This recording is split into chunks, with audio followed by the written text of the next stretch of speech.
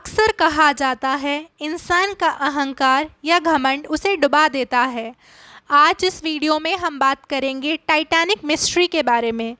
इस जहाज़ के बारे में कहा जाता था कि ईश्वर भी कभी इस जहाज़ को डुबा नहीं सकता, लेकिन कहते हैं ना, अहंकार किसी को पनपने नहीं देता। अहंकार मत कीजिए जनाब, वक्त के समंदर में कई सिकंदर बह गए। ठीक 112 साल पहले टाइटैनिक एक अंधेरी रात के वक्त एक आइसबर्ग हिमखंड से टकरा गया था। उस वक्त अधिकांश यात्री नींद के आगोश में थे। जिस जहाज़ के कभी नहीं डूबने की चर्चा थी वह डूब गया। हादसे में 1500 के करीब लोग भी मारे गए। इसे 112 साल बाद बीतने के बाद भी सबसे बड़ा समुद्री हादसा माना जाता है। अटलांटिक ओशियन में 112 साल पहले टाइटैनिक जहाज़ डूब गया था। दावा किया जाता था कि यह जहाज़ कभी भी समुद्र में नहीं डूबेगा, लेकिन आइसबर्ग से टकराने के बाद समुद्र में समा गया। अब एक बार फिर टाइटैनिक की चर्चा हो रही है। दरअसल टाइटैनिक का मलबा दिखाने गई पनडुब्बी अटलांटिक ओशन में लापता हो गई थी। अब ओशन गेट ने पनडुब्बी में सवार सभी 5 लोगों की मौत की पुष्टि की है। अब इस हादसे के बाद कुछ लोग इस एडवेंचरस की आलोचना कर रहे हैं। उनका कहना है कि इस स्थान को कब्रगाह माना जाना चाहिए, लेकिन उसे दिखाने लोगों को ले जाया जा रहा है।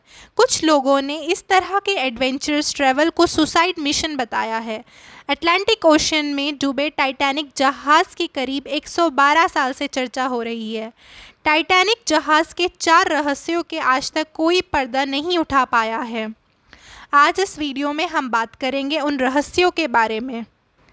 अटलांटिक ओशन में डूबने वाला टाइटैनिक जहाज़ हादसे के वक्त 41 किलोमीटर प्रति घंटे की रफ्तार से चल रहा था।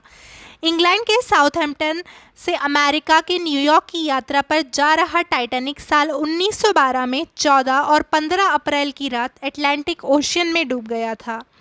इस हादसे में करीब 1500 लोगों की मौत हो गई थी। टाइटैनिक के डूबने को अब तक का सबसे बड़ा समुद्री हादसा माना जाता है। ये समुद्र तल से 2600 फीट नीचे मिला था। अमेरिका और फ्रांस ने इसे खोजने का काम किया था। अमेरिकी नौसेना की इसे खोजने में अहम भूमिका थी। कनाडा के सेंट जॉन्स के दक्षिण में 700 किलोमीटर दूर और अमेरिका के हैलिफैक्स से 595 किलोमीटर दक्षिण पूर्व में मलबा पाया गया था। 2 टुकड़ों में जहाज़ मिला था और दोनों एक दूसरे से 800 मीटर दूर पड़े थे और आसपास भारी मात्रा में मलबा पड़ा था। एक्सपर्ट के आधार पर तैयार की गई बीबीसी की रिपोर्ट में कई जानकारियाँ दी गई हैं।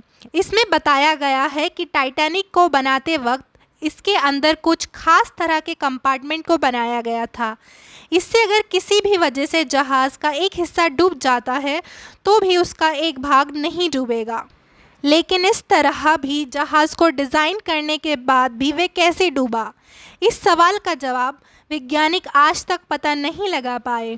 कई थ्योरी में कहा जाता है कि जहाज़ के मुख्य हिस्से में आधी लंबाई तक सुराख हो गया था, जिसकी वजह से टाइटैनिक डूब गया। रिपोर्ट्स मुताबिक अटलांटिक महासागर में ज़्यादा स्पीड में जहाज़ चलने पर सम्मान मिलता है। इसमें एक ब्लू बैंड दिया जाता है। कई रिपोर्ट्स में इस बात का दावा किया जाता है कि टाइटैनिक भी इस सम्मान का हकदार था। इसकी वजह से ब्लू बैंड को पाने के लिए अटलांटिक में उसकी स्पीड को बढ़ा दिया गया था। टाइटैनिक साउथहैम्पटन से न्यूयॉर्क तक अपनी पहली यात्रा पर था। टाइटैनिक की स्पीड को लेकर भी कई सवाल खड़े किए जाते हैं। रिपोर्ट्स के मुताबिक दर्दनाक हादसे में करीब 1500 लोगों की मौत हो गई थी। इतने लोगों की मौत की वजह उस समय लाइफ बोट की संख्या और यात्रियों की सुरक्षा व्यवस्था की कमी भी थी। ऐसे में इतने लोगों की मौत को लेकर उठने वाले सवालों के जवाब अभी तक नहीं मिल पाए हैं।